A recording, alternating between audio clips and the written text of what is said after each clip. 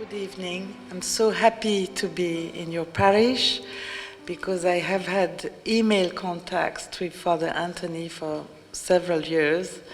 And finally we happen to meet in person today, and it's a great happiness for me also to know his charming wife and all the family, and also some other priests of this parish, and now to meet some of the young people, because Father asked me to speak about theology, theological dialogues, and I said, Father, don't you think that this is a bit difficult for the youth? But at the same time, I think we have to be well informed, and maybe sometimes we lack, so we don't have enough pedagogy to speak about this topic, and I shall try my best to explain things as simply as possible.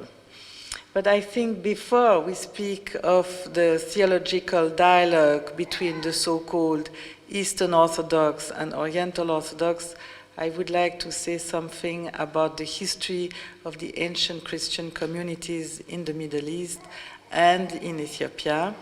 And so, as Father said, the Eastern Orthodox include not only the Russians, the Greeks, the Serbs, the Bulgarians, the Romanians. You see, there's 16 churches altogether, patriarchates and churches. On the side of the Oriental Orthodox, we have, of course, the Copts of Egypt, the Ethiopian Church, which was under the Coptic Orthodox Patriarchate until 1959, when it became what we call an autocephalous, that is, independent church. Then, you know, when Eritrea became an independent country, they also wanted to have their own patriarch and patriarchate. Then about the Syrian Orthodox, well, they are from the tradition of Antioch, and we shall say more about them. And then you have also a Syriac-speaking, well, Syriac tradition, let's say, in India, in the south western coast of India, called the Malabar coast. And then, of course, the Armenians. It's, in fact, today, the only Christians in the Middle East. Well, it's not, it's a bit further than just the Middle East, but they are the only ones to have their own country, Armenia, which has had also a difficult history because of the first great empires from the time of the first empires at the beginning of Christianity. First they had the Roman Empire on one side and the Persian Empire, then fighting each other, and these Christians of the Syriac and Armenian traditions, in fact, were just in between. And later, the Romans were replaced by the Byzantines, and again, you know, the great powers were fighting each other. We've always these difficulties, in fact, for all these Christians of the Middle East, to remain Christians, first of all, after the rise of Islam from the 7th century, and until today, because, you know, with the changes of the borders, many of these communities have had difficulties in even keeping in touch. I take the example of the Syrian Orthodox. So today they have their patriarchate seat in Damascus, which is the capital of Syria. Tonight we have some Syrian Orthodox who are originally from Homs and Hasakeh in Syria, and another one from Midyat in southeastern Turkey. So at least under the Ottoman Empire, there were no borders because it was a large empire, but with the modern borders, the Syrian Orthodox who were living in, let's say, in the north of Syria had difficulties to go to Turkey, and as you know, it was impossible for them to go to Iraq for many years. And so you had cousins maybe 50 kilometers away, and you were not able to have contacts, direct contacts, or to go, you could not go and visit them. So I think it's important to understand that, well, again, under the Byzantine Empire, no border, you know, and or under the Roman Empire. So we have to see the positive sides of being a Christian under a large empire, because at least there were facilities of traveling. And also, I think it's always interesting to put together history and geography. For instance, when I speak of the Church of Alexandria, people don't connect church history with the gospel, for instance. So maybe they know that St. Mark has written a book of the Gospels, but maybe they don't know that he's considered by the Copts as the first bishop of Alexandria. So I think we should always, when we see names of places, when we read the Bible and when we read the Gospel, to check on a map of the time of at the beginning of Christianity, to check where were these places and to check where they are today. If we speak of Tur Abdin, maybe you never heard this name, but this was the place of the Patriarchate of the Syrian Orthodox Church since the end of the 13th century. And they remained there until the 1915 genocide. You have heard, I think, about it, when many Christians were massacred and had to flee away from their homes. So we hear more about the Armenian genocide, but you should know that Christians of Syriac traditions, unfortunately, they had to go through the same massacre.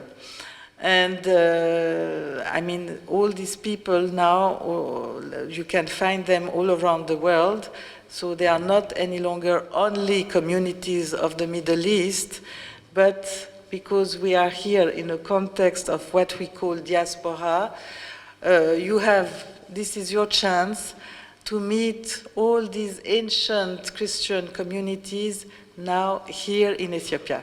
So you know that you have many Coptic Orthodox parishes, but you do have also Syrian Orthodox parishes around Australia. You have one bishop, I met him yesterday, the day before, here in Sydney. You have an Armenian bishop also in Sydney.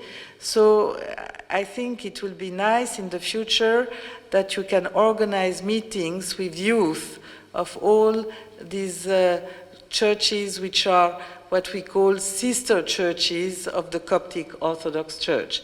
And now I understood you also have some Ethiopian Orthodox parishes and even some communities from Indian Orthodox background. So you see, step by step, you have all these ancient Christians represented here in Australia. And the same happens in North and South America, as well as, of course, in Europe and also in Africa. The Ethiopian Church, of the history of the Ethiopian Orthodox Church is quite interesting, because the first bishop of the Ethiopian Church was not an Ethiopian.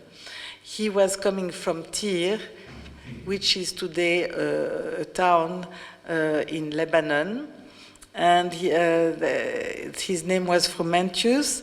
He traveled with his brother and uncle, who was a trader, and they wrecked in the Red Sea, and they were brought to Aksum, which was the capital of the Ethiopian kingdom of that time, and these two brothers were Christian, so they evangelized the court, and Frumentius then went to Alexandria, was ordained consecrated as a bishop, and went back, and he was the first bishop of Ethiopia. So you see, God has many ways. It's not always a person of the country which is going to begin the history of a certain church. And what many people ignore is that, in fact, the Ethiopian church is the first church of Black Africa. So, you know, because the Protestant, Catholic and Protestant missionaries, they came to Africa very much later, you know, when you had these colonial powers in Africa. But I always notice that when I speak about this first Christianity of Black Africa in Ethiopia, the Africans are always very interested, you know, to hear about this history. And so we have some people here who have an Ethiopian background, so I'm sure we can discuss more about it. Of course, the Coptic Church is also an African church, you know, having the seat first in Alexandria before it was moved to Cairo. But the Egyptians were always more connected to the Middle East than to Africa itself. So, of course, they had many contacts with the Byzantine, the Greek Orthodox, if you prefer, but, you know, we cannot discuss here of the word Byzantine, because they were not all Greeks and they're of Greek background, so we should be more elaborate when we give names. Now I try to simplify all this. And so, of course, Alexandria used, as you know, to be a very great city. Not only it was like New York and London today, we can say, because of the trade, because of the culture, because of the school of Alexandria, and the other really great theological school of the early Christianity was in Antioch.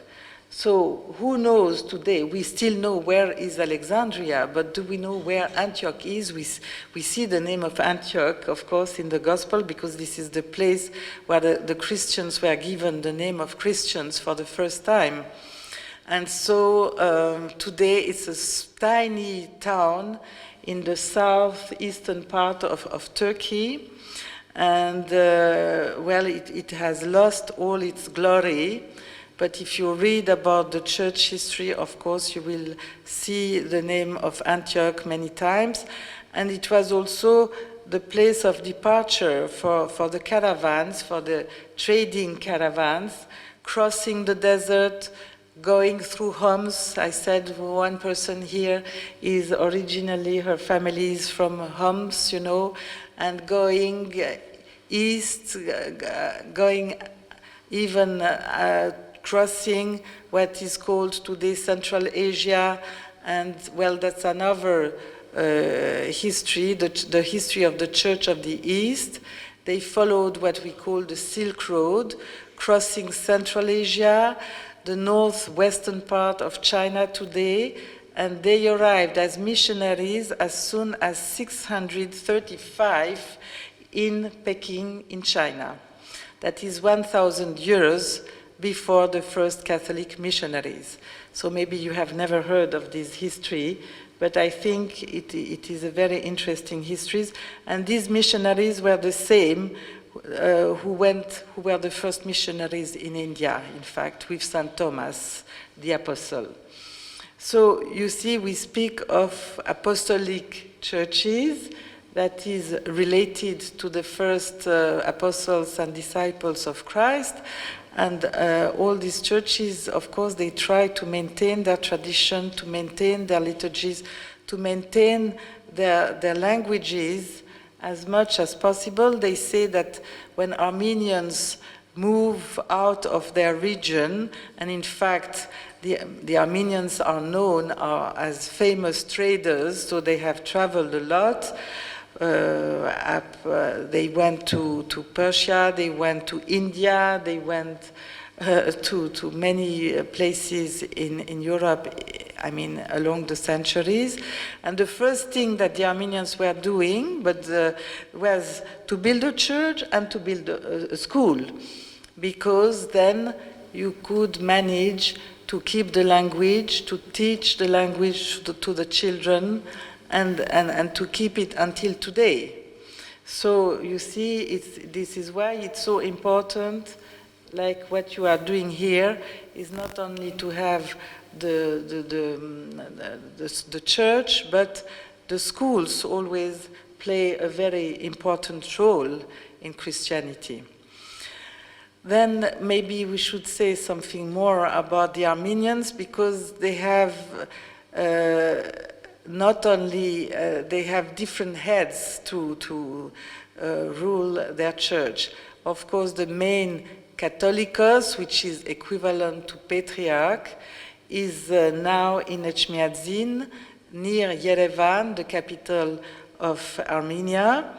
Then you have another Catholicos who used to have his seat in Cilicia in southeastern Turkey, but they moved out with this 1915 genocide, and now they have their seat in Antelias, which is just north of Beirut. They have one patriarch in Jerusalem, and one more patriarch in Istanbul, Patriarch of Constantinople, Armenian Patriarch of Constantinople, because under the Ottoman Empire, the Byzantine, the Greek Orthodox Patriarch of Constantinople was responsible for all the Rum Orthodox, as you call them in Arabic. That is, today we call them Eastern Orthodox in the Ottoman Empire. And the Armenian Patriarchate was created, yes, to take care not only of the Armenians, but also of other Oriental churches existing in the Ottoman Empire. So you see, it's a very rich history. We cannot come into details. I am ready, of course, to answer any question, but I think it's interesting, first of all, to see that we have these different churches, ancient churches, with different liturgical texts, you know. So maybe if you read translations of these liturgical texts of the Coptic, Ethiopian, Armenian, Syrian Orthodox, of the Greek Orthodox tradition, the words are not the same, but you will see that the pattern, the succession of the times during the liturgy are similar. And of course, you should first study what is similar, and then go into the details in order to understand what is similar or somehow specific to a tradition. And I would say that the next step is to read it with spiritual eyes and to understand that if you read not only the liturgical texts of all these traditions, I repeat, Coptic, Ethiopian, Syriac, Armenian, and Greek, you will be really enriched, you know, by these readings, which are available today in English. You can also find texts on internet for free, you know, but it's not only through the liturgical texts that your spiritual life may be enriched, but also with other texts, like in monastic life, you see, when these monks were writing about their experience, either in a monastery or as a hermit, living in isolated places, in some caves, which you can still see if you visit some countries. And so, of course, I remember visiting in near the Fayoum some caves which were digged. It was a little wadi, and they were these caves, which were a little high in the wadi, were filled with sand, But when the archaeologists came at the end of the 20th century, they took out all the sand, and then you could see the cave as it was left by the monks, And we could even find some tools used by the monks for their work. For instance, I remember a little piece of leather, to make a shoe, with the tool to cut the leather, and you could sit on this kind of bench used by the monk, where the hermits themselves were sitting centuries ago. And I think there is nothing more wonderful than, again, to relate some readings about these Coptic monks, and to be in the places where they used to live. I think it's also very interesting to read books about Christian archaeology, about the ancient monasteries, and then when you visit these places, either in Egypt or in the Middle East, I think it gives really a rich impact, to your reading, because, or if you go to some monasteries, of course, in Wadi Natrun and elsewhere in Egypt, if you go to Turabdin, we have somebody from Turabdin with us that is in southeastern Turkey today. They still have about 12 monasteries which are active, and which is a kind of miracle, because this was really the heart. As I said, the Patriarchate had the seats there until the 1915 genocide. But so many Syrian Orthodox were living in Turabdin, and today they have only about 1,000 people left in Turabdin, which is, of course, very little, So it's, if ever you happen to go to Turkey, please take some time and visit the Turabdin area. And now, for the last years, it was very difficult to visit Iraq and Syria, but you also have ancient monasteries that you can visit in these two countries. And in fact, in Syria, we have north of Damascus, about 40 kilometers, a monastery called Musa el-Habashi, that is Moses the Black, and they say that it was an Ethiopian priest who happened to be a monk there, in the Middle Ages. And it's one of the ancient Syrian Orthodox monasteries which you can visit in Syria today, which was taken over by the Syria Catholic in the 19th century, but the history goes back, of course, to the Syrian Orthodox. And in Iraq, you have the famous monastery of Marmata, St. Matthew, who, in fact, was in the zone near Mosul, which was very attacked by these ISIS fighting in the last years. And so, well,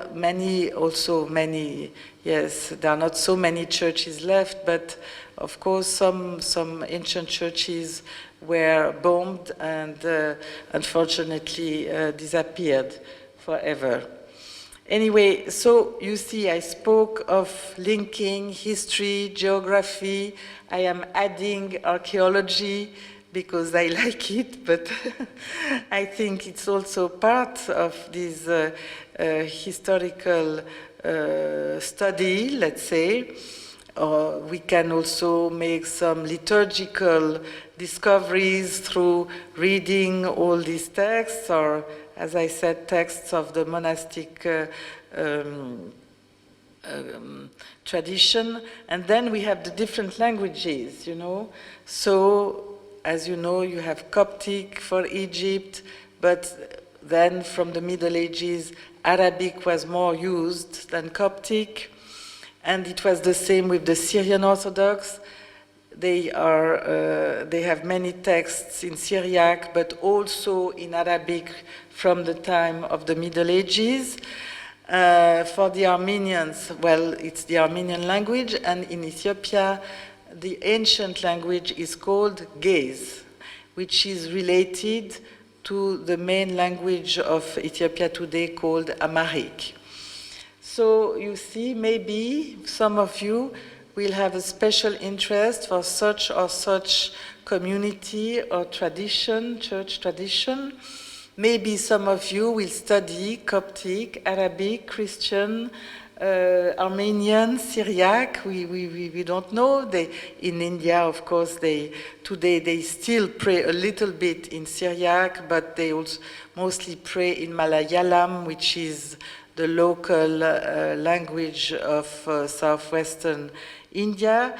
So you see, we have many ways and many ways of studying, of having different interests about these Oriental churches.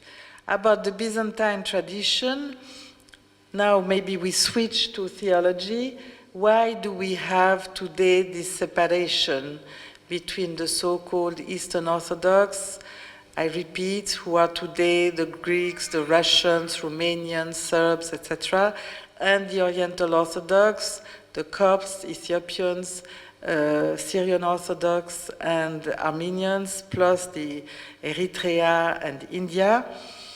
Well, in 451, they gathered a council in a place called Chalcedon, which is just, you know, in Istanbul you have the Bosphorus, which is separating, which is some water separating Turkey itself in the east and a small part of Turkey which is on the west side of the Bosphorus. So Constantinople is on the west side and Chalcedon is just on the other side.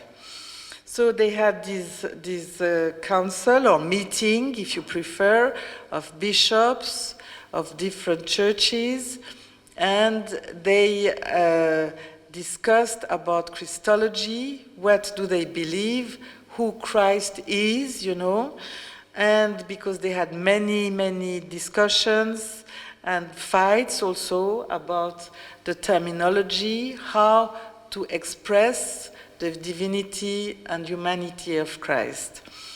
And in the first centuries, they had several meetings. They had meetings before that in Nicaea and Constantinople, but that they elaborated what we call the creed, you know, because they had to express the Christian faith in an orthodox way, with an orthodox vocabulary, which was Greek at the time, because it was like English today. So, in fact, the Greek language did not always help, because like in Syriac, you know, the terminology was different, and that created also some schisms or separations. So what happened in Chalcedon? They used a new terminology, speaking of the humanity and divinity of Christ. They spoke of two natures, which you can accept at the logical level. But, and the Greek word is physeis. It's physis when it's singular, and physeis when the word is plural. So, this created a tension, especially with the Christians of Egypt, the Copts of today, and the Syriac-speaking Christians. Because they said, well, we don't like this new terminology, because speaking of Christ having two natures, there is a risk, you see, of separating the humanity and the divinity in Christ. And they said, we don't accept your new terminology or names. We remain faithful to Syril of Alexandria. He is our father. We follow, his explanation about who Christ is or about Christology. And what was the main expression of Cyril of Alexandria? I say this in Greek and translate it into English. He spoke of miaphysis. So you see, you have this Greek word physis, and I don't translate it for the time being. So miaphysis, one physis. And then, that was the problem. Later on, when the separation took place, they were labeled, the Christians who followed that terminology, as monophysite, because they thought that they believe only in one nature, one physis. But the terminology of Cyril is much more complex, because he speaks of miaphysis, one physis, of God the Word, which is to speak of his divinity, and Sesarkomeni in Greek, incarnate, to speak of the humanity of Christ. And this is why you should never speak only of miaphysis, but to keep the whole sentence, one physis of God the Word incarnate. Then you keep a balance, and you understand very well that Cyril speaks of the divinity and of the humanity of Christ. And when he says one physis, it's a composite, if you want, composite physis of divinity and humanity. And in Chalcedon, if you speak only of two physis or two natures, you could be considered as heretic, because you have to include that these two natures of physis are in one person, you see? And then again you find a balance. So this is what the theologians of the two families of churches, Eastern Orthodox and Oriental Orthodox, have discussed, especially since 1964, when the non-official dialogue began in Geneva, in fact, in my home place. And this dialogue became official in 1985. And there were two presidents for that, co-presidents for this official dialogue. One is, until now, Amba Bishoy of Damiette, the Bishop of Damiette of the Coptic Orthodox Church, who represents all the so-called Oriental Orthodox churches. And the other one was Metropolitan Damaskinos, who was at the time, I say was because he passed away, and was the Greek Orthodox Bishop Metropolitan of Switzerland, and was my bishop in Geneva. So you see, that's how I was very close when the meetings took place in my own place, and I from that time I followed up, the steps of the dialogue. For instance, so they gave some Christological statements to say that we have a misunderstanding, as I tried to explain. I can explain again if it's not clear for some of you, that in fact, before Chalcedon, we view Oriental Orthodox churches, and after Chalcedon, in fact, they all do believe that Jesus Christ is fully God and fully man, without separation and without mixture. And if we agree on that, it's clear that we have the same faith in Christ, and we solve our problems, and we could be united. And there are many reasons that can explain that we have several misunderstandings. For instance, I heard many times that the Oriental Orthodox have no icons because they are monophysite, and it's just the contrary, because in all the Oriental Orthodox churches, you see either icons or wall paintings or illuminations, that is, pictures in manuscripts, showing Christ represented as a man. If these churches were real monophysite, if, that is for monophysite Eutyches, who was the father of monophysism, for him, the humanity of Christ was swallowed by his divinity, then for these people, the humanity of Christ is not important. And if you were monophysite, you would never represent Christ as a man on any picture or painting. So this is one point. Then, if you read all these liturgical texts of all these Oriental Orthodox traditions, you will see that they repeat again and again. You know very well in the texts of your Coptic church that they speak of Jesus Christ being fully God, fully man, without separation, without mixture. You find these exact words. You speak of the Theotokos being the mother of God, etc. So I think now it's great time, and the most important argument, of course, is that the Rome Orthodox or Eastern Orthodox, they do have Saint Cyril as a church father, as you do, you know. So once we agree on this, already just with this, we should settle the whole matter and the whole main misunderstanding. Anyway, now, you know, we have to go step by step. I think we have to study carefully all these original texts written by Saint Cyril, written by Severus of Antioch, Dioscoros of Alexandria, and other church fathers. We have to study the texts of our liturgies, etc.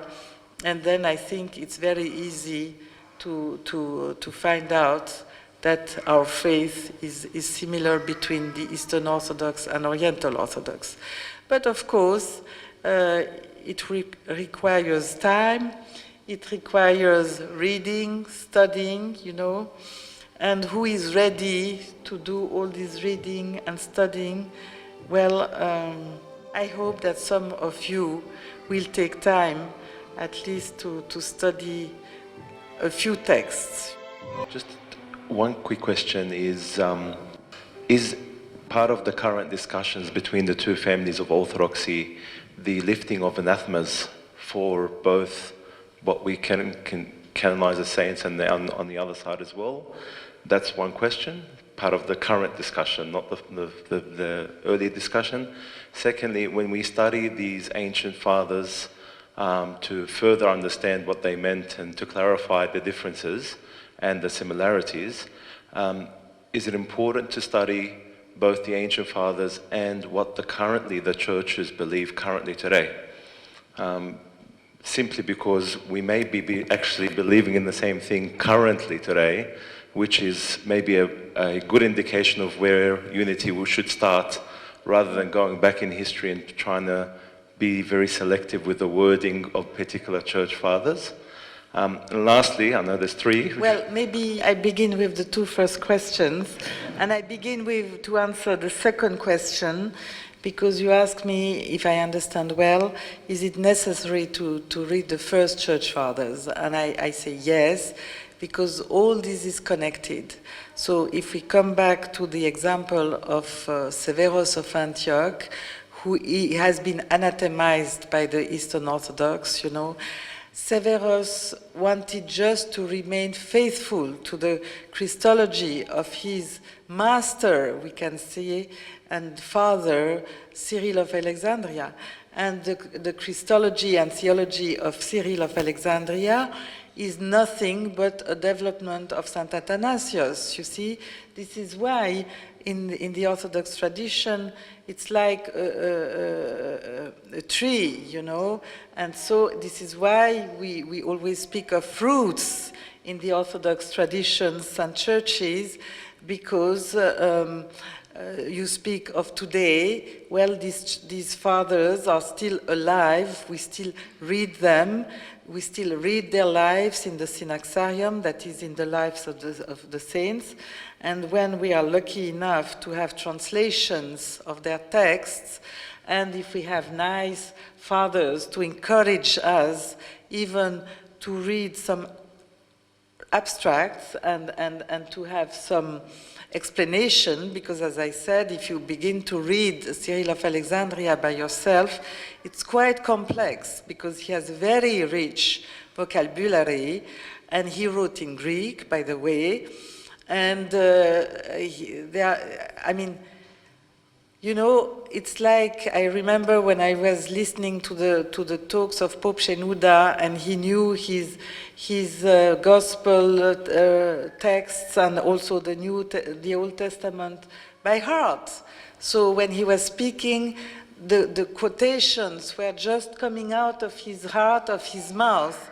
Well, this is what you will find when you read the Church Fathers. So maybe for you as young people, it's something very strange, and no, it's too complicated, and these are the early Church Fathers, nothing to do with the Church of today.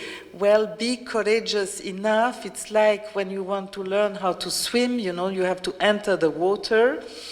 And then at the beginning it's quite hard, you have to make so many efforts, but once you know how to swim, then you enjoy swimming. So I would say if you read a little bit of the Church Fathers in a good translation, which of course is important, and then if you are given some explanations, and then you must acquire a certain vocabulary, you know, because there are many Greek words of that time used by the Church Fathers, which are, you know, have specific connotations, so you must be explained all that, and then you are ready to swim, that is, to read more of a text or other Church Fathers, and then of course you will see all the links, you know, generation after generation, from one father to another father, and you will see that it's not something so strange. The Church Fathers are doing nothing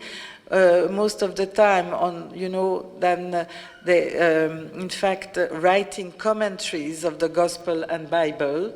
So it's like any sermon given by a priest, you know, during every liturgy. So it's not anything strange when you hear the sermon of the priest. So when you read like Syril of Jerusalem, he's a great pedagogue, and he has texts about catechism, and I think this is a very interesting first reading of the Church Fathers. Or you take Basil of Caesarea, you know, they are less difficult. Well, I don't say all the texts, but some, you can find some texts for first reading. And then, so I would not recommend to begin with Cyril of Alexandria, because it's a very, very rich vocabulary. So you have to prepare yourself, if you're priests or other people. Now you have these theological schools, including the Theological College of St. Cyril, and they are connected also with the Greek Orthodox College here in Sydney, where you have Greek professors and students, and maybe after some reading you would like to read St. Cyril, St. Athanasius in Greek, so you will study patristic Greek, which is not the spoken Greek of today. So, as I said, you have to make efforts, but you will have many rewards. And coming I was just answering you by saying that all these Church Fathers are connected. In fact, they also quote each other, etc. Until today, when theologians of today, you know, are writing, they always refer, the Orthodox theologians of today still refer to St. Cyril and the other early and later Church Fathers. About Severus and the anathema, which means that some of these fathers were rejected by the Chalcedonian or Eastern Orthodox, you know, because they were understood to be heretic. Well, in the last book, well, not before the last one, I had this book with articles about the dialogue between the Eastern Orthodox and Oriental Orthodox, and we have an article by a father called Andrew Louth, who is a great patristic specialist, Orthodox, Eastern Orthodox, from the Moscow Patriarchate, living in England. who has spent all his life, studying these church fathers.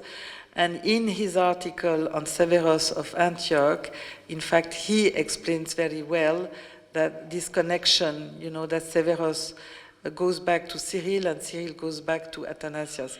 But about the anathema, I think we have some specialists have clarified that these fathers like Severus of Antioch, Dioscoros of Alexandria, well, they just follow the terminology of Saint Cyril. So once we accept this terminology, miaphysis, but including the humanity and divinity of Christ without separation, without mixture, then you understand that Severus is not a heretic. And about Dioscoros of Alexandria, we can say the same, plus that he was not anathemized for dogmatic reasons, but because he was asked to present himself in front of these council fathers and did not, so he disobeyed. So he was expelled, we can say, for canonical reasons, because he did not obey. So it has nothing to do with dogma or theology. Please, if you can just introduce yourself, so it can help me. Okay, thank you very much, Dr. Christina, for your vivid explanation of Oriental and... Very quick, too quick. Okay, today is a very important day in Ethiopian Orthodox history. And you are here on the eve where the two synods separating for 27 years, they're going to meet tomorrow to unify. And I hope all your prayers will be with us. Wonderful. So it is an important day. My question refers to about the original sin, or what we call it. We use the terms original sin and ancestral sin interchangeably. So is there any difference among the Oriental churches? This is related to Saint Mary, the Mother of God. Thank you very much. I see. Well, your question is related to the Virgin Mary. Yep. So, in the Catholic tradition, they elevate the Virgin nearly to a divine status, but in the Orthodox tradition, for the Eastern Orthodox and the Oriental Orthodox, of course, she's a woman, but she's the purest human being, who lived on this earth. And we all have the feast of her elevation to heaven, which we call Dormition. It's the Dormition of the Virgin in August, either new or old calendars according to our churches, but the feast is the same. And so the difference with the Catholic Church is that they speak of Immaculate Conception, which in fact is a very new terminology, because it's only from the 19th century, so it's quite new. And we Orthodox, Eastern Orthodox, Oriental Orthodox, we don't speak of Immaculate Conception, but we see the Virgin as the purest human being, and also that she was received in this pure being, in her mission to heaven. And in the Greek Orthodox iconography, in fact, you can see that Christ receives her in heaven, So I don't know, this is what you wanted to discuss? And of course, in the Ethiopian tradition, the Virgin is very venerated, as she is in the Coptic Church. But in the Ethiopian tradition, the main festivals of the Virgin, which are annual, but the main festivals are repeated each month. So, and the same for the main festivals of Christ and of some very important saints in the spirituality of the Ethiopian Orthodox Church, which means that they have many festivals in Ethiopia and that you spend many nights and days in church. Sandra, what's stopping the Oriental and Eastern Orthodox churches from unifying right now? As I told you, the unofficial dialogue began in 1964, became official since 1985, continued very actively until 1993. And then my Metropolitan Damaskinos had a stroke, so his body was half paralyzed and he could not be active as before, but you know, he was alive and it was difficult to replace him. So he was replaced by Bishop Emmanuel, Metropolitan Emmanuel Adamakis of Paris, only after, you know, Metropolitan Damaskinos passed away. And then, as you know, there were so many problems in the Middle East. It was really a question of survival for so many Eastern and Oriental Orthodox in Syria, in Iraq in particular, but also in the neighboring countries, in Jordan, in Lebanon, not to speak of Turkey, where they had so many refugees, including Christian ones. So you see, you cannot speak of theological topics when, I mean, you just have to find food and the first necessities for your family. But the good news is that now they will continue this dialogue in September in Cyprus. And so you see the Orthodox, the Eastern Orthodox are very traditional, like yours churches, but they are very, how can I say, they pay a lot of attention, you know, how for them to touch anything of this tradition, either at the liturgical level or anything else, is really something very, very difficult. They don't want anything to be changed, you know. So they require, I have put here all these texts of the dialogue between 1964 and 1993. So I know, for instance, that Pope Shenouda was ready to write an agreement with the so-called Eastern Orthodox churches, and I think that today the Syrian Orthodox, even the Ethiopians, or the Oriental Orthodox in India, and even the Armenians, you know, well, maybe have some questions, but would be ready in general for this unity. And I'm sorry to say that on the Eastern Orthodox side, they are much more conservative, and they want all these Christological texts, you know, to be tested, to be checked, to be, you know, every little detail should be clarified, you know. So they want so many more confirmations about the Orthodox Christology of fathers who are now considered as heretic. I spoke of Severos in particular, and also Dioscoros, but well, so you can, like everything in life, you can be minimalist or maximalist, and you can say, well, now we understood there is a misunderstanding in Christology, so let's go on and let's do something for this unity.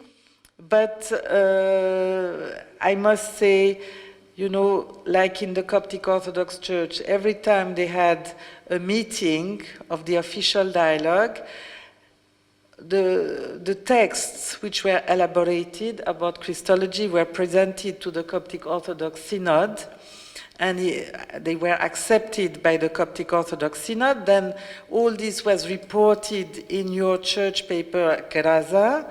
So everybody was informed, you see, from the bishops to the clergy to the lay people. And this should have been done in every church, which is not the case. So it's really in the Coptic Church that they have made so many efforts for informing and the clergy and the lay people. And so I would say in some very conservative churches like the Russian Orthodox or Greek Orthodox churches, these questions remained private, you know, so, and discussed among specialists, you know, some bishops, some theologians, but many people and clergy were not informed. So this is also stopping, I would say, the development of this bilateral dialogue, and this is why there is a great need for you know, having the documentation and for sharing this documentation with as many people as possible. And this is why we need the clergy of all these churches to be, first of all, well informed and to share, you know, a proper information, because there is a lot of prejudice and a lot of misunderstanding which is still alive, unfortunately. And that's why I visit all these theological colleges in Russia, Ukraine, Romania, Bulgaria, etc., to speak about this matter with the theological students, because they are the clergy of tomorrow. So they should have some information. Sometimes, of course, I'm criticized by very conservative Eastern Orthodox, but until now, I mean, after some conversation, well, they accept what I explain, and even they invite me to come back, which is a good sign. The question, I want just to required elaboration from you a little bit. We just came back from Jerusalem and Greece recently. Some of the people here were with us. I saw, obviously with our own eyes, the deacons from the Greek Orthodox Church, as they are going through the procession in the Sepulchre, would raise incense to the Coptic Orthodox Metropolitan in front of their Patriarch Theophilus, which is a great sign. That was so beautiful to see. And amongst the clergy there, Greek Orthodox, Serbian and others, the reception was very beautiful. It was very, very nice. Thank God for that. Good news, yes. Greece was also beautiful until we arrived in the area of Mount Athos, which I found was very confronting, to say the least. I don't know why. Is it because of what you were saying earlier, the not wanting to enter into the dialogue? I'm not sure about that area. It's a bit vague for me. And the second question, separate, is to clarify to everyone the process of baptism, anointing of the chrismation, and the Eucharist for a child in the Eastern Orthodox rite, how it happens. Well, I begin again to answer the second question. So for this, again, I invite you to read the texts about baptism in the Oriental and Eastern Orthodox traditions, because of course in your Oriental Orthodox traditions the text would differ in words in the Coptic, Ethiopian, Syrian Orthodox and Ethiopian traditions. But again, what is happening is exactly the same, you know, that you have the time when you plunge the babies, and we do plunge them. It's not just a sparkling of some drops of holy water. So we keep, all of us, we keep this tradition. We have the unction with the miron. So I would say there is no difference. Just the texts may differ in words, but not in the acts, you know. And I would come back to the Ethiopian tradition, because I think this is somehow unique today, but we must think seriously about what they do, because I remember once in Addis Ababa I went for a baptism, and as they begin very early, maybe 5 or 6 in the morning, they begin the liturgy, but they do the baptism just before the liturgy, so you go for baptism at 4 in the morning. The same, by the way, for a wedding. A wedding. Why? Because they do it like in the old church, you know, that once you get baptized and chrismated, that is, you receive the confirmation, immediately you should go to liturgy and receive communion, immediately after baptism. And the same for the new couple. They are united by the Sacrament of Wedding, and immediately, so the wedding takes place at 4 in the morning, they will go for liturgy, you know, they are in the same church, they stay for the liturgy and receive the sacraments of Eucharist just after being married. So this is, I think, very strong.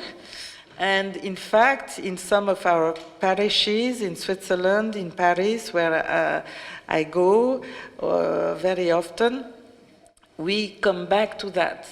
And we have, the priest will make the sacrament of baptism just before the liturgy, so that the baby can receive communion immediately. And, well, we have not come yet to having weddings before the liturgy, but you see, they are right to do it so. About Mount Athos, I cannot go because I'm a woman, as you know, as you see, but I know people who go there regularly. And we always speak of the non-ecumenical spirit of Mount Athos, but people told me, even recently, that you should not put all the monks of Mount Athos in the same basket, as we say in French. And I know that, for instance, the monks of Simenos Petras, where they have very educated monks, they would not call you monophysite. They know, because they have received Coptic bishops, priests, and also people and clergy from the other Oriental churches. And so they know that you follow the Christology of Saint Cyril of Alexandria, who is also a church father for the Eastern Orthodox churches. So, yes, you may find some very holy monk, you know, who is a great ascetic man living maybe in a cave somewhere on Mount Athos, but maybe who never had a chance to read your liturgical books, you know, or other texts of your church, have never really have had a dialogue with people of your Oriental Orthodox churches, so they are very strict. They think that they have to defend orthodoxy and the Orthodox faith, and well, so they can be sometimes, I don't know how to say that, but yes, they would call you monophysite. But I think I had a good surprise. You know, in Bielorussia, which is also under the Patriarchate of Moscow, that is very conservative. I met a young priest last year, and he said, "Oh, I know that the Copts, etc., the Oriental Orthodox are not monophysite." And I was very surprised. And I said, "How do you know that?" And he said, "Oh, because our professor explained to us they are not monophysite." And I said, "Well, who is your professor, etc.?" "Oh, well, he read a book, you know, I cannot remember who was the..." I said, "Which book?" "I cannot remember the author." And then he saw my name, he said, "It's your book, it's this book," which was translated 20 years ago into Russian, and put, you know, when it was out of print, they put it on internet, so anybody can read it for free. So you see, after 20 years, this professor in Minsk, Belarus, happened to find this book on internet, and was convinced, and I have never met him, you see, and suddenly something came out. So we must pray, I think. We must pray. And I think whenever you go to Greece, or, well, maybe sometimes it's not very healthy, you know, when you come into theological discussions, because these discussions can become disputes. So instead of dialogue, you will feel aggressed, and the other person may be aggressive, or etc. So I think sometimes it's better not to say anything and to pray and to let the Holy Spirit work in our hearts and minds. But I think it's always good to inform the people, because in 1985 I had organized what I call the philoxenia, that is, an encounter with, sisterhood.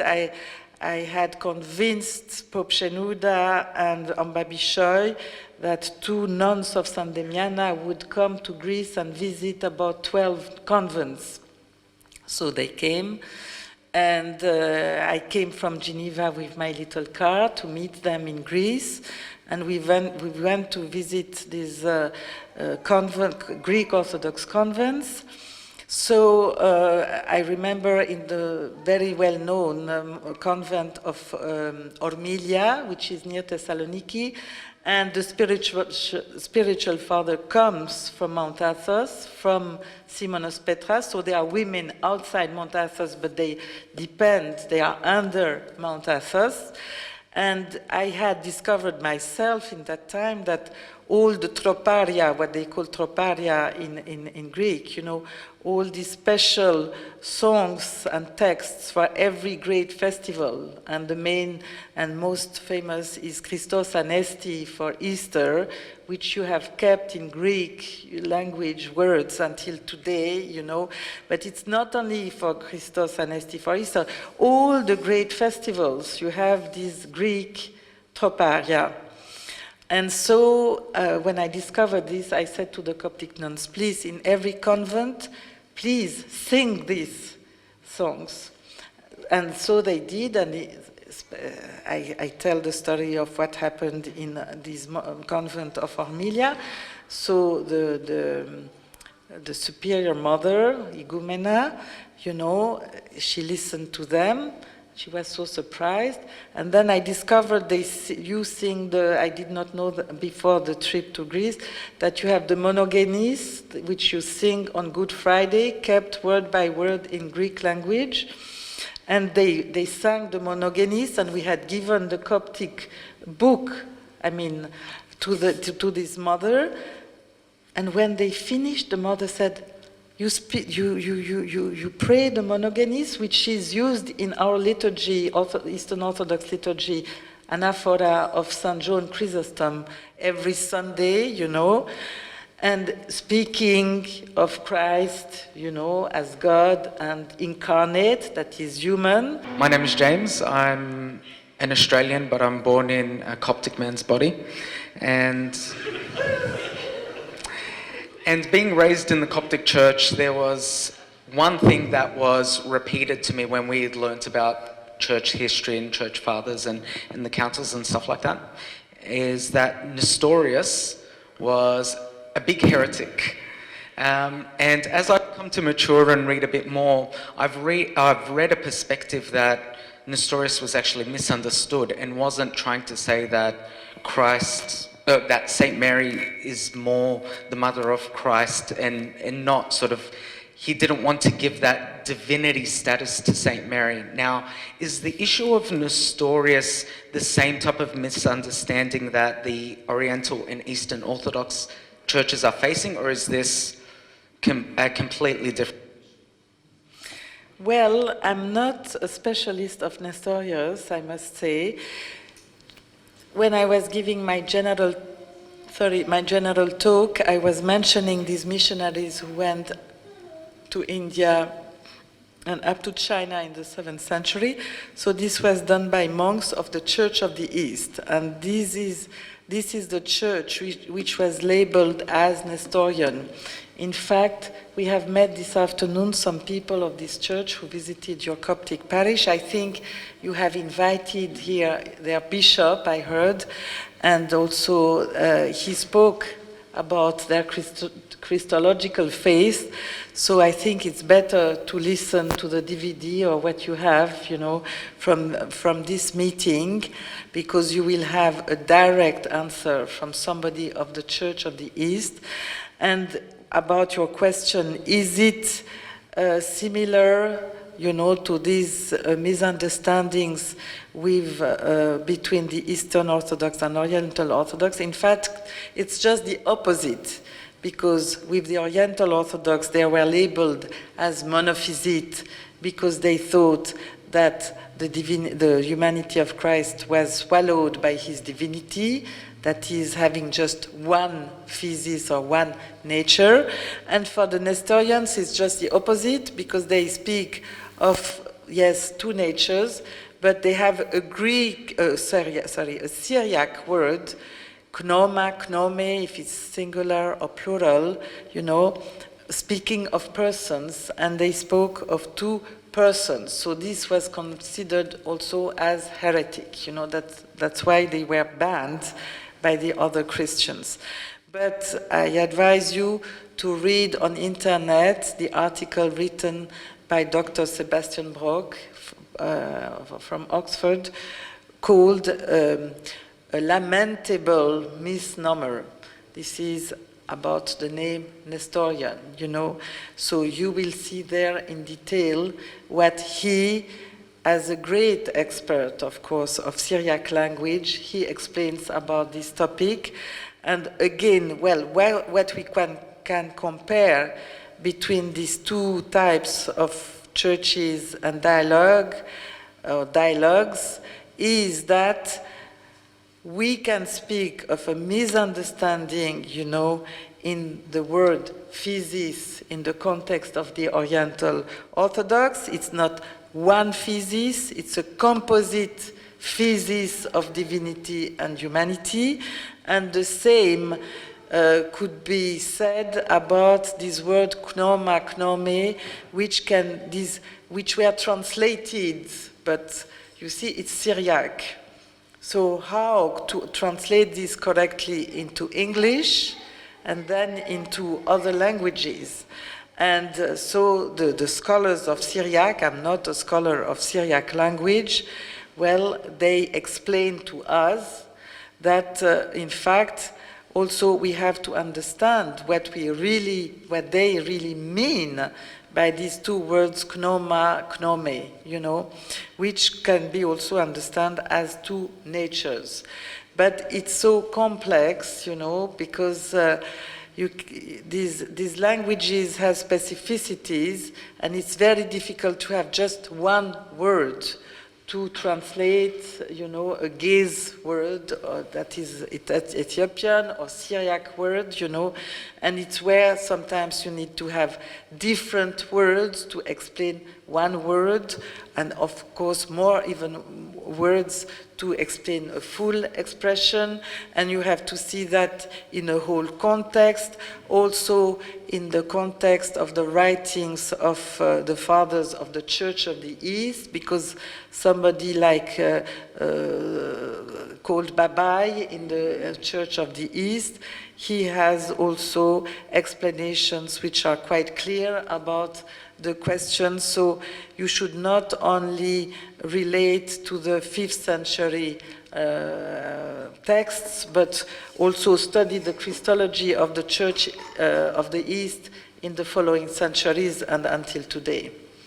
And this is why I think it's very interesting to have also the help of some scholars, who know the languages very well, like Syriac, Arabic, Gaze, etc., because they are not always theologians, so they don't have prejudice, and they care only for the best translation possible. So I think that the theologians of our churches, they need also help of these academics, of these scholars knowing very well the languages, to understand the nuance of these names, of these words in different languages, either Syriac, Gaze, etc. So I would leave the question open. And this is the way, I think, of having dialogue, you know, to leave things open.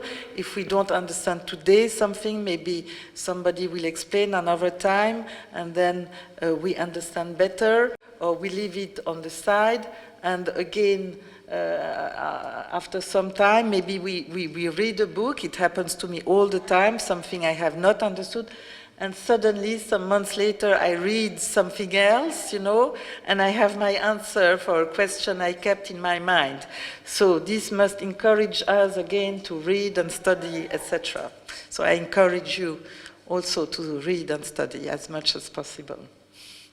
And speak with these people, you know. And of course, not all men, very few have studied theology, so maybe they don't always explain properly, you know.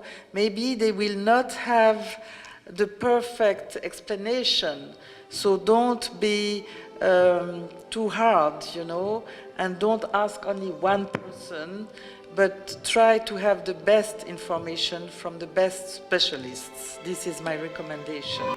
My name is Praveen from Indian Orthodox Church.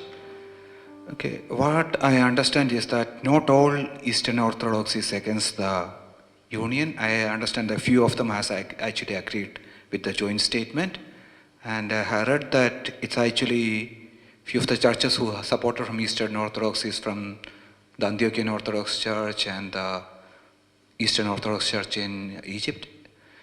And that has made me think, because these churches has connection with the Oriental Orthodox Church, or their community of the Eastern Orthodox and the Oriental Orthodox are together, so they have a more of an understanding of the each other church.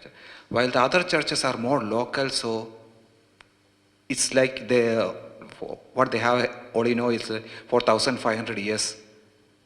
These are the Monophysites or the heretics.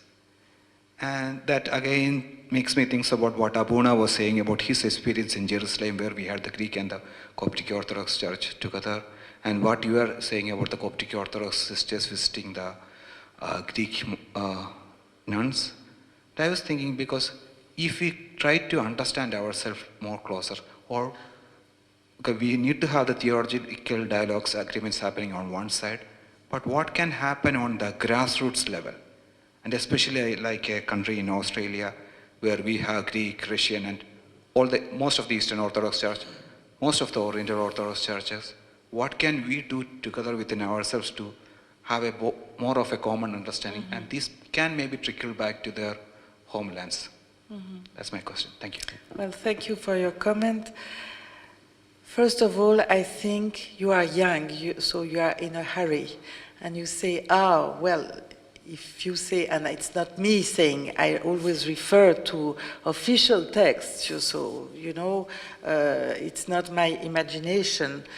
But you are in a hurry. You say, well, if you say there is no Christological disagreement, so why don't we make unity? So, and we are the youth, and we are the basis, etc. So we should, for instance, take communion in the Eastern Orthodox churches.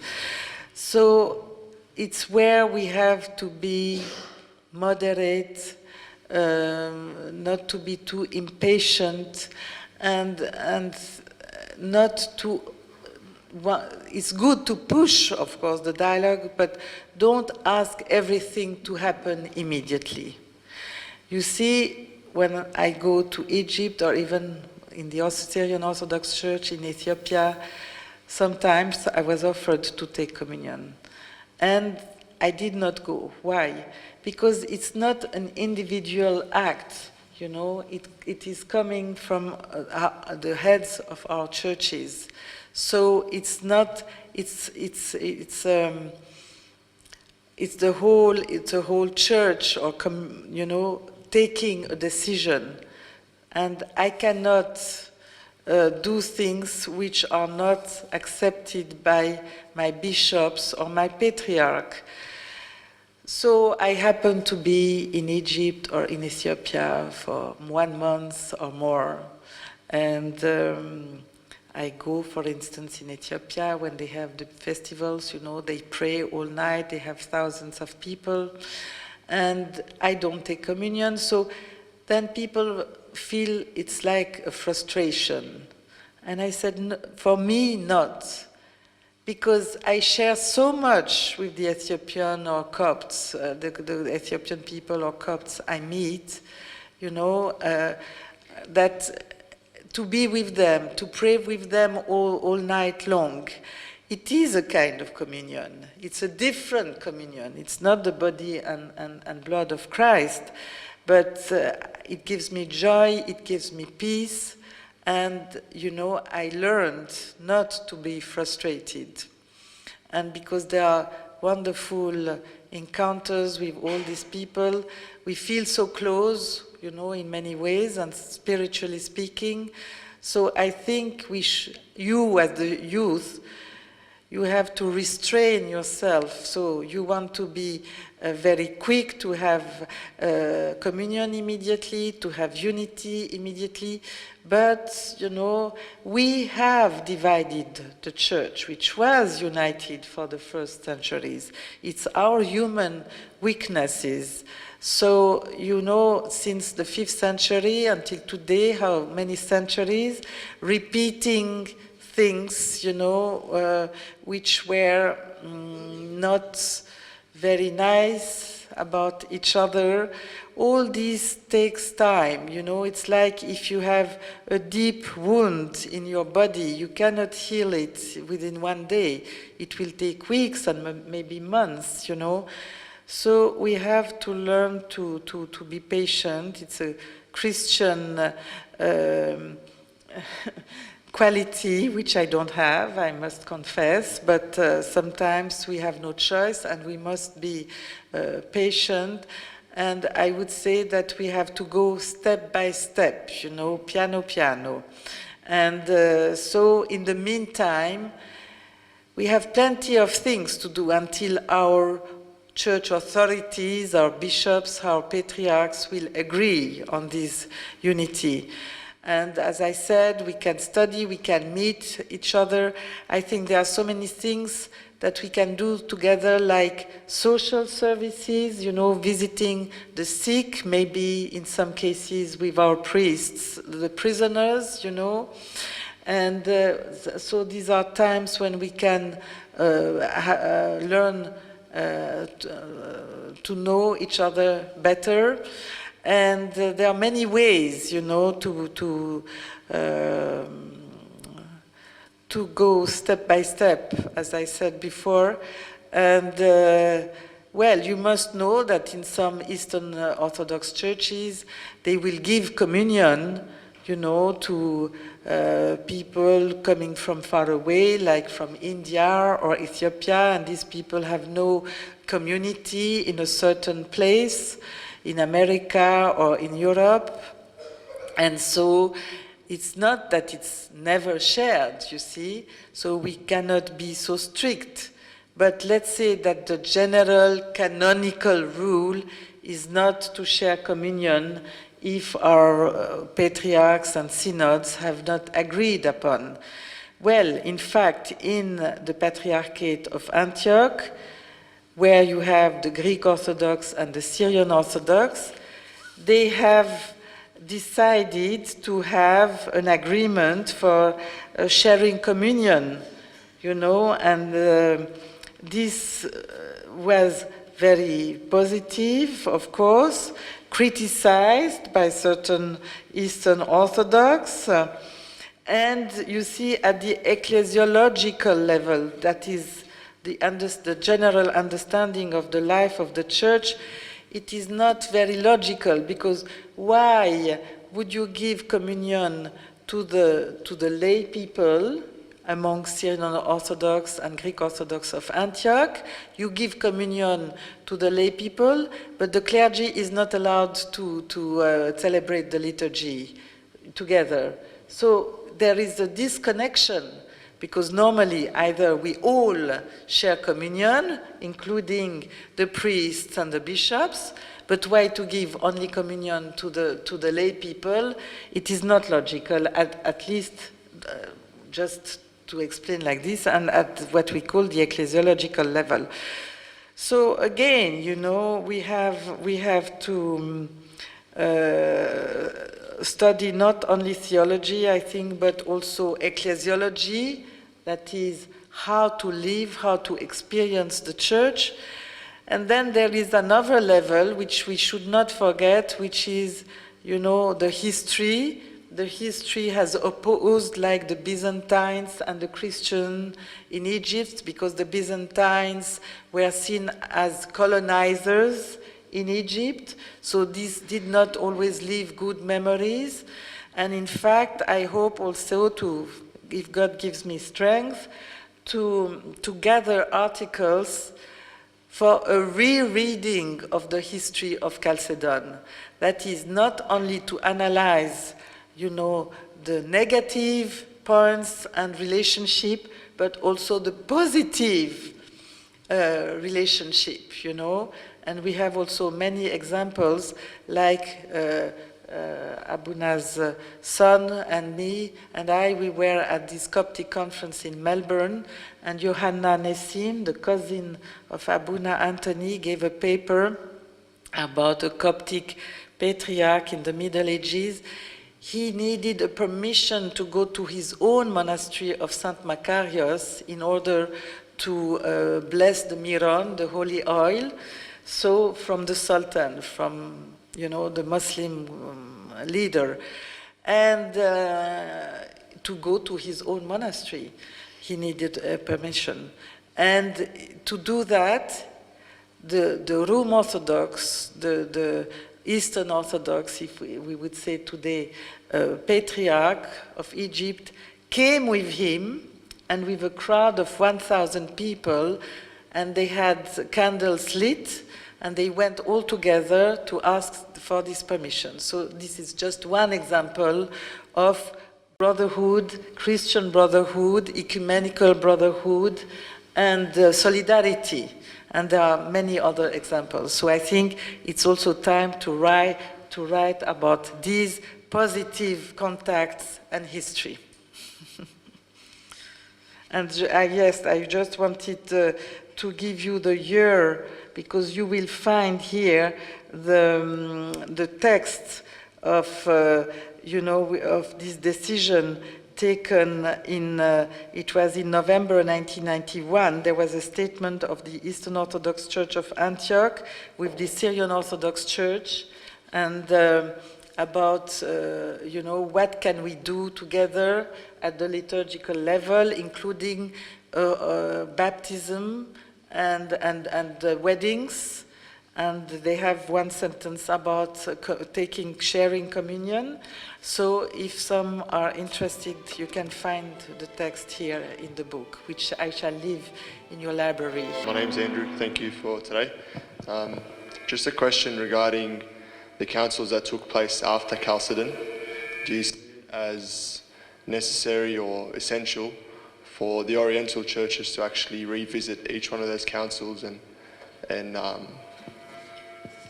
I don't want to say sign up to them, but you know what I mean, acknowledge them, and especially if they were councils that took place for issues which we weren't ourselves having internally? Do you see that as a step necessary for the reconciliation of the two churches, or is it not essential?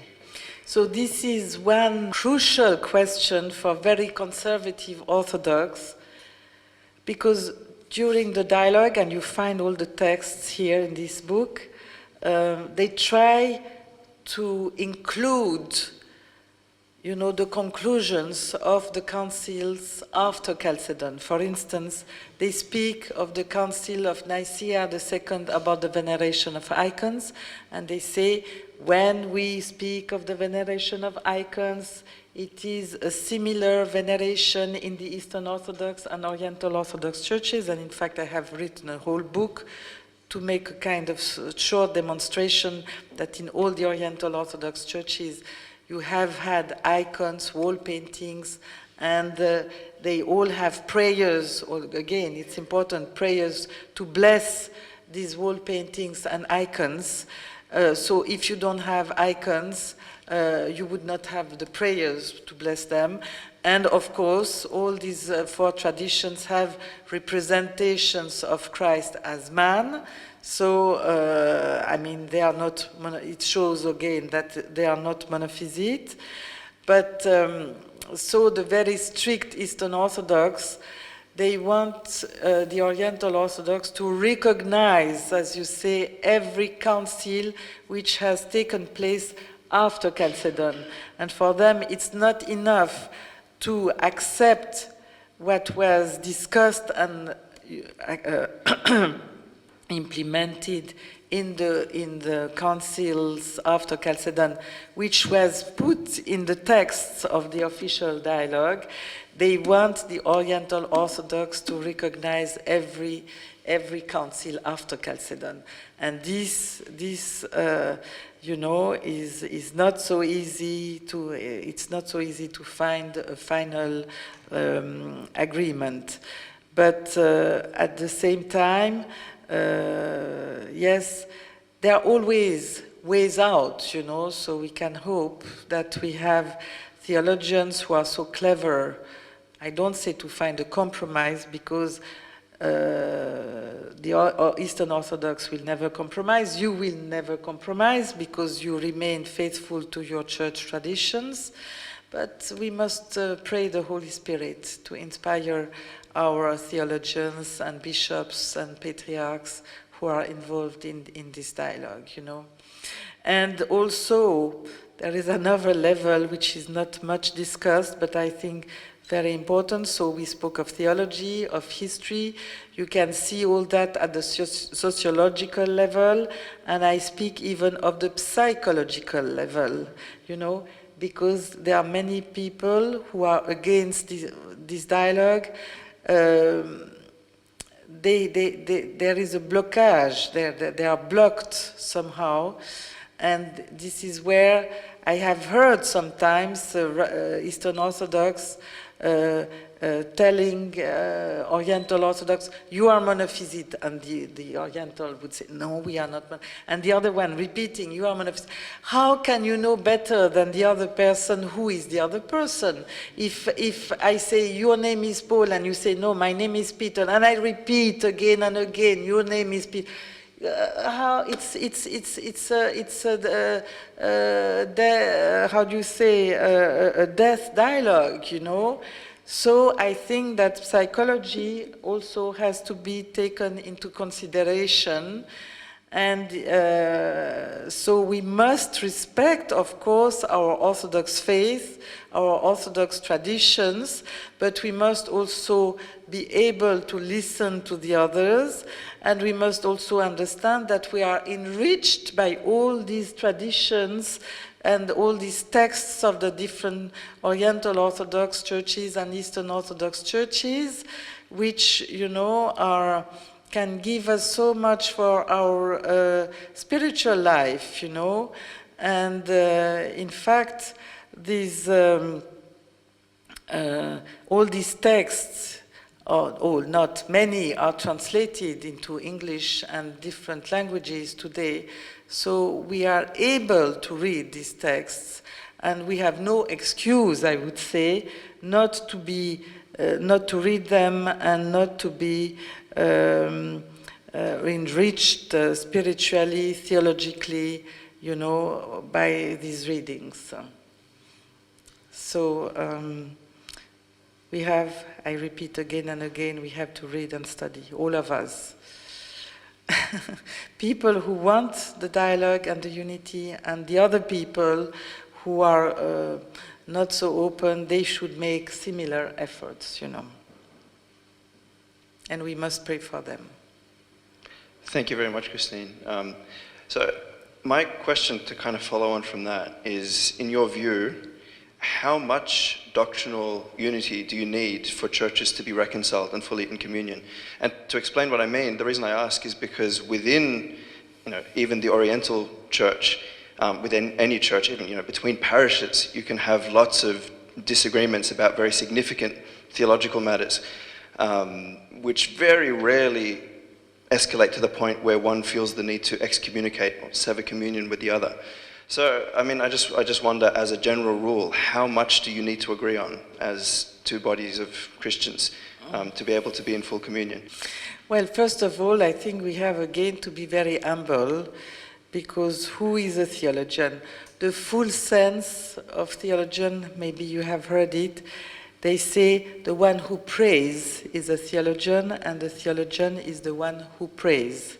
So there is, it's a very deep statement, you know, because it means that through your prayers life, you will, how can I say, nearly have an experience step by step of what is the Holy Trinity, of who is Christ.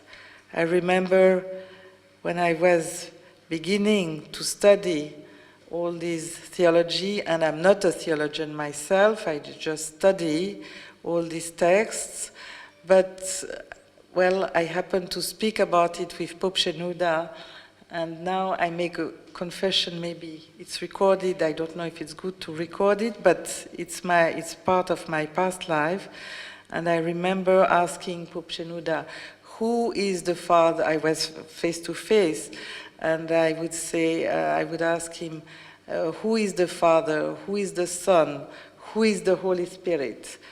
Which is a very huge question and very naive question.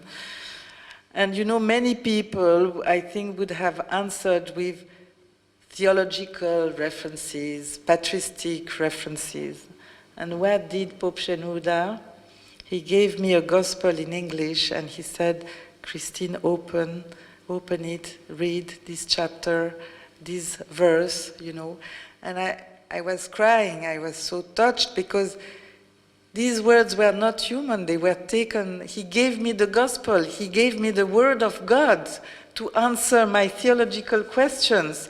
So it's just to say that if we read with much attention the gospel, if we read our liturgical text, you know, deeply, and don't think, as, you know, we are criticized sometimes that the Orthodox repeat every Sunday the same prayers. No, don't be afraid of repeating, because it's a rumination, it's a meditation, and things and words which seem to be very abstract and very, we cannot catch, you know, what they really mean.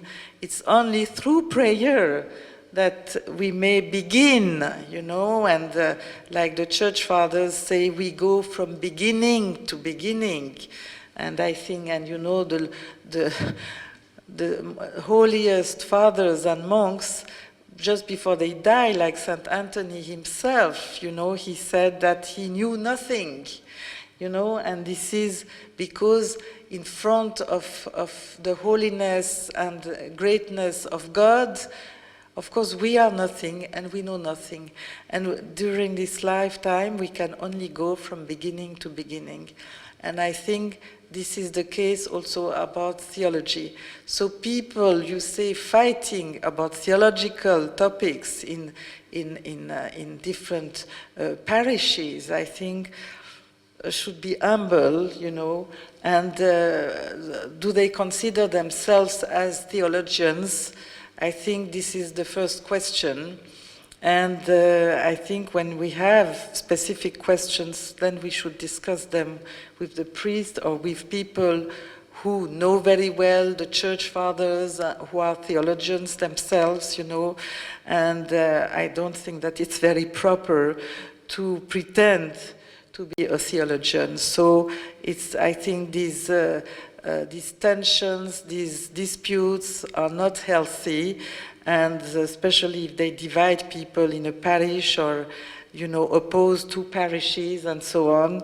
And we should be very careful, you know, and study a lot again before we pretend that we understand about theology, because these concepts of the Holy Trinity, of Christ being fully God, fully man, without mixture, without separation, it's so mysterious, you know. We have to live with the mystery in our heart, in our minds, because of course, you know, we tried to express these mysteries through the fathers have tried to express through human words, you know, some commentaries, but unless we are very holy and we have a deep experience in Christian life, we should be very cautious before we speak and we add. This is my fear, you know, when we add, we have misunderstandings. We have, I explained, this main understanding, Christological misunderstanding between Eastern Orthodox and Oriental Orthodox, and I hope that we don't add misunderstandings to old misunderstandings. And if we speak too quickly and if we speak of things which we don't really analyze properly, and it's better to be silent, you know. And this is what many holy fathers and monks are known because of their silence. You've described the theological misunderstanding between the Eastern and Oriental in the Council of Chalcedon. One of the arguments that I've heard and slightly read about is that there was more of a political influence to the split. How accurate would that statement be in the split of Chalcedon? Well, I mentioned it quickly. It was the time of the Byzantine Empire, which replaced in history the so-called Roman Empire. The Byzantine Empire was spread all around the Mediterranean Sea. So, of course, as I said before, who were the Byzantines, you know? Because you had so many people in all these countries, you know, around the Mediterranean, not all of them speaking Greek, by the way. So it would be very difficult for me to give a definition of who the Byzantines are. But anyway, as usually in history, well, you had an army. The Byzantine army was, let's say, powerful, and imposing, you know, rules, and as I said before, not always leaving very good memories. And yes, so you have this imposition of the power of the time, you know. And the church in Egypt, this is one argumentation, but again, it could be debated, you know, that the Church of Alexandria, the Church of Antioch, of Jerusalem, and their patriarchates existed before the appearance, the beginning of the Byzantine Empire, and also we can say of the Patriarchate of Constantinople, which became so important because of the connection with, of course, the Byzantine Empire, because the Byzantine Emperor was sitting in Constantinople, and the Greek Orthodox Patriarch was also sitting in Constantinople. So there were rivalries, we can say, between these ancient patriarchates and this Byzantine Empire being all-powerful in the Mediterranean Sea. So for sure, there were also political reasons, if you want, which can be explained about these rivalries between the so-called representatives of the Byzantine Empire and the local people, either in Egypt or Syria or in other places. But we should also explain that about the languages, that at that time, and you know, in the main cities, let's say, of the Middle East of today, like Beirut or, you know, in Lebanon today, well, people used to speak Greek, and in the countryside of this area between today southeastern Turkey and Jordan, in the countryside people used to speak Syriac. So we know that St. John Chrysostom gave a sermon outside a town, and he was going to speak into Greek, and they said, sorry, the people will not understand because they speak Syriac. And we must also understand that there were monasteries where you had monks praying in Greek, and in the same monastery, some monks praying in Syriac. So it was not one-sided, it was more complex, than what we heard, or what we believe, or the stories we have in our mind. So this is why I think it would be very interesting to write more about, what was common between the two groups. Even in Egypt, you had the Chalcedonian, you had the non-Chalcedonian bishops. So usually the Chalcedonian bishops remained in the towns and the city of Alexandria, and the non-Chalcedonian bishops were staying more in the monasteries.